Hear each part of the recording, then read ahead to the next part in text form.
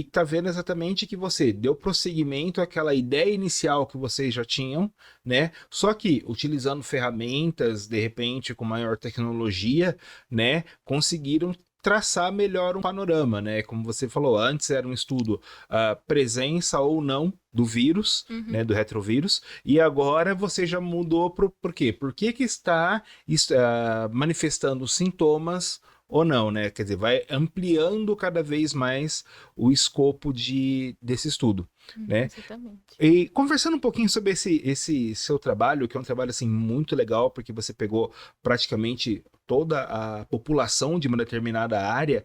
Como que foi feito assim o projeto? Como que vocês pararam para pensar, opa, peraí, é um caminho de estudo, vamos trabalhar uma parte do município, uma parte grande. Uhum. Como é que foi esse estudo que você fez? Primeiro para montar a pergunta inicial do projeto, né?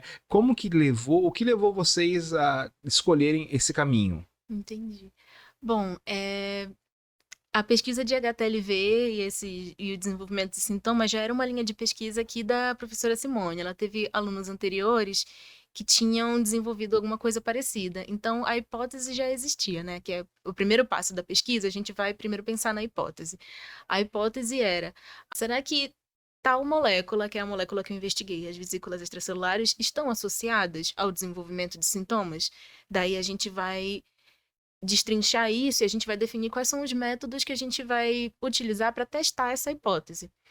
Então, o que eu preciso fazer primeiro para saber se vesículas extracelulares estão associadas ou não com o desenvolvimento de sintomas? Primeiro, eu preciso eu preciso definir a forma como eu vou obter as amostras de onde eu vou isolar essas vesículas. Então, obter as amostras, isolar as vesículas, então eu vou ter que determinar alguma molécula que eu vou procurar dentro dessas vesículas, e aí qual é o método que eu vou utilizar para investigar a presença dessas moléculas dentro das vesículas, no caso foi por PCR. Depois, avaliar in vitro qual é o efeito dessas vesículas frente a outras células.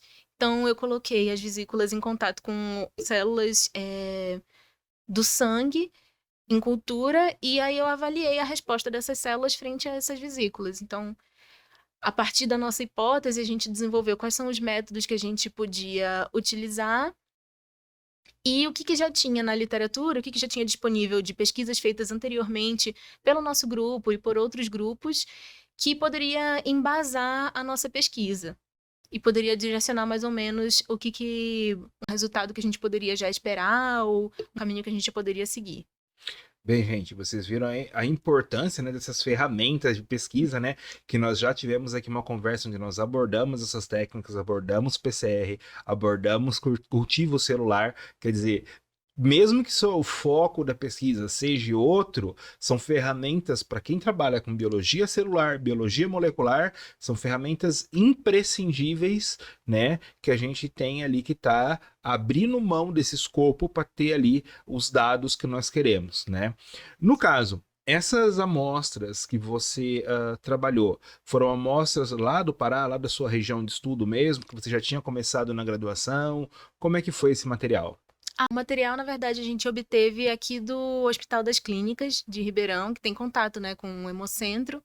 Como o Hemocentro é vinculado à faculdade, a gente tem uma certa facilidade para entrar em contato com o comitê de ética e solicitar a aprovação desse estudo. Todo estudo envolvendo seres humanos é preciso passar pelo comitê de ética.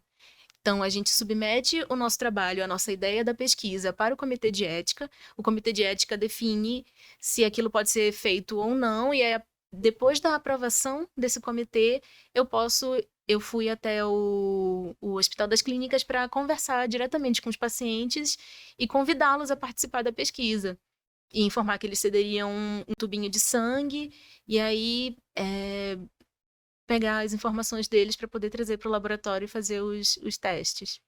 Não, é muito legal, até o pessoal tá vendo que, assim, outras pessoas que vieram aqui conversar com a gente, que também fazem trabalho utilizando as amostras provenientes aí de pacientes, todos eles têm que, primeiro, passar pelo comitê de ética. Nada é feito sem uma autorização prévia de um comitê que tem ali vários profissionais que avaliam exatamente o projeto de pesquisa, como ele vai ser feito, qual é a pergunta, qual é a resposta esperada ou não, né? Isso. E a partir daí você vai tem um contato com o paciente, né? Que às vezes parece que assim, porque a gente tá aqui do lado do hospital, a coisa é meio que vou lá, pego e pronto. Não, né? É um caminho para quem assim não tá nisso, às vezes até demorado, né? Porque você às vezes escreve o projeto, às vezes você pode o comitê fazer alguma sugestão de alteração, né, que daí vocês acatam ou não, ou justificam o porquê ser daquele jeito, né? É algo que acaba norteando uma pesquisa séria, né? E vamos lá, vamos supor que, por exemplo, só para o pessoal conhecer um pouco essa prática, se você não quisesse fazer algo passando pelo comitê de ética, o que queria acontecer? Então, é uma coisa que não é permitida nem pelo orientador, nem pelo programa de pós-graduação, por nenhuma das instituições que estão envolvidas no projeto de pesquisa, isso não pode ser feito.